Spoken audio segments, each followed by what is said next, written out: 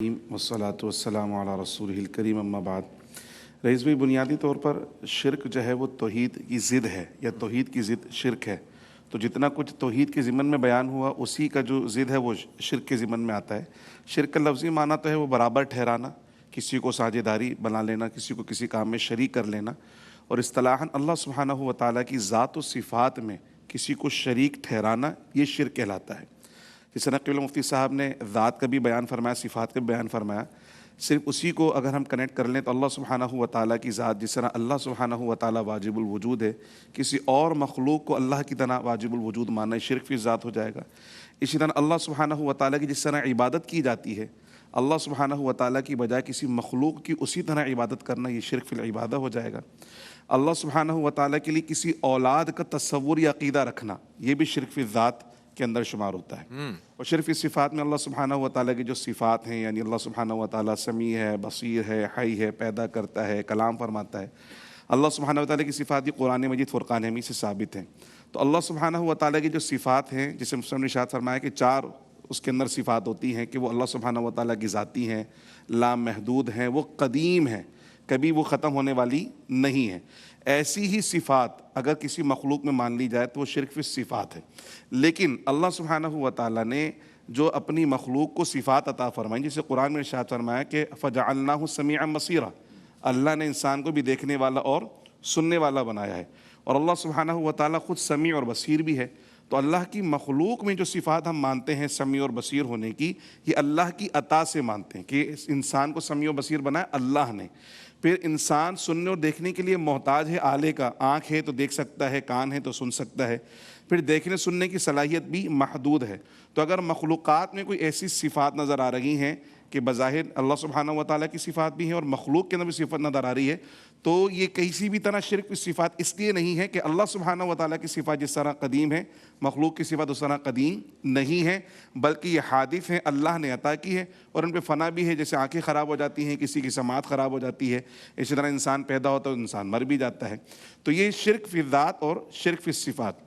اللہ سبحانہ و تعالیٰ نے قرآن مجید فرقان حمید میں شرک کی جو مذمت بیان فرمائی ہے، اس میں سب سے پہلی بات تو یہ ہے کہ اللہ سبحانہ و تعالیٰ نے اپنی رحمت کا بیان فرمایا، گناہوں کی مغفرت کا بیان فرمایا، لیکن ایک گناہ ایسا ہے جس کے لیے اللہ پاک نے فرمایا کہ اس کو معاف نہیں کیا جائے گا، اور وہ ہے شرک۔ فرمایا ان اللہ لا یغفر ان یشرک بہ ویغفر ما دون ذلک لمن یشاء، اللہ سبحانہ و تعالیٰ شرک کو معاف نہیں فرمائے گا، اس کے علاوہ دیگر گناہوں کو معاف فرمائے بھی قرار دیا گیا سر۔ سورہ لقمان میں اللہ سبحانہ و تعالیٰ نے سیدنا لقمان علیہ السلام نے جو اپنے بیٹے کو نصیحت کی، اس کا جب بیان فرمایا تو یہ فرمایا کہ ان الشرک لظلم عظیم، شرک جو ہے وہ سب سے بڑا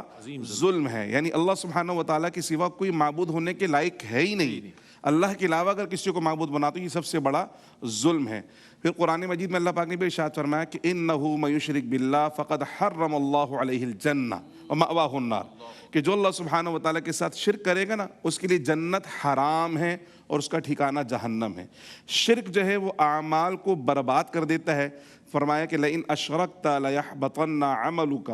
اگر اے حبیب صلی اللہ علیہ وسلم آپ بھی معاذ اللہ، یعنی تو لوگوں کی تنبیہ کے لیے ہے کہ اگر آپ بھی شرک کریں گے تو آپ کے بھی اعمال ضائع ہو جائیں گے۔ یعنی جب نبیوں کو اللہ پاک تنبیہ فرما رہا تو پھر مخلوق کے لیے کتنی سخت تنبیہ ہے کہ تم کتنے ہی اچھے کام کر لو، کتنی ہی عبادات کر لو، خلق خدا کے فائدے کے کام کر لو، سوشل ویلفیئر کے کام کر لو، لیکن اگر توحید پر عقیدہ نہیں ہے تمہارا، اللہ کی ذات کے ساتھ یہ صفات میں شرک کرتے ہو، تو یہ نیک کام، یہ اچھے اعمال تمہارے کسی کام آنے والے نہیں ہیں۔